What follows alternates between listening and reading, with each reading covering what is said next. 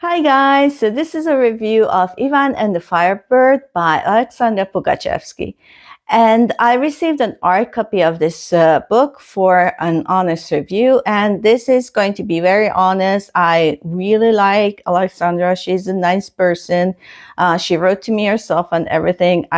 You're a nice person, but I didn't like this book. I'm sorry, I gave it 2 stars. I'm being honest here. So let me see. I'm Hungarian, so I'm in like the same region, and I get what she was trying to do with Ivan. So Ivan, the dimwit, is our main character, and he's like this folktale hero.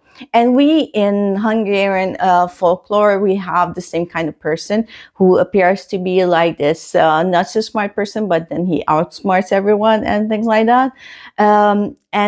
Yeah, it wasn't happening. I know, I just didn't like the guy. For, well, first of all, I thought that he was like in his teens. I don't read like synopsis. And he's 27. Yeah, I totally thought he was a teen, and he was very unlikable. I mean, not just in like, oh, he's not such a good person or anything. He was actually really dumb. I mean, yeah, he was a dimwit. Like in folk tales, and like also in Hungarian folk tales, we have this, that there's this character who is supposed to be, who looks like a dimwit and things like that, but then he like outsmarts everyone. Ivan didn't outsmart anyone, like not really, no. Ivan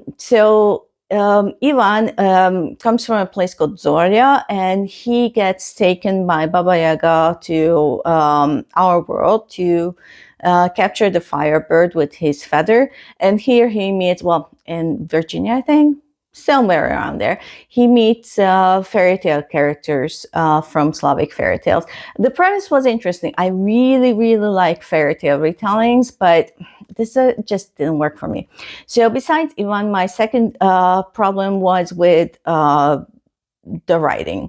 So the prose. The prose was very simplistic. It did remind me a lot of fairy tale kind of writing, but that made it very dry. Like there were barely any like emotive parts of it, which does work in a story that is like 4 pages, but I didn't feel that it worked in a story that's over 300 pages. It was just too dry. And the third thing was the romance itself. The romance was not it. It is kind of fairy tale romance in like, when the two characters like see each other and, oh my God, we're in love, let's get married. Yeah, it was about that level. I mean, I have no idea why these people like were in love or anything. There was zero chemistry between them. Like kissing scene was, ouch. Anyway, this world would have been interesting if I would have cared about anyone in this story, but I really didn't. I didn't like anyone in this story. I didn't even like Lisa, the love interest. I didn't like anyone. Even the characters that were like, there's also a talking pony that was supposed to be like comic relief, maybe. I don't know. He wasn't funny. There's nothing really funny in this book. Oh yeah, there was also another element that felt really disjointed, was that Lisa was a yoga teacher, and there were talk about organic food. Like that, I'm assuming that's an interest of Alexandra's, but it really was kind of weird here because everything is so magical and stuff, and then we're reading about characters discussing organic food. Okay, I don't know, it was just weird.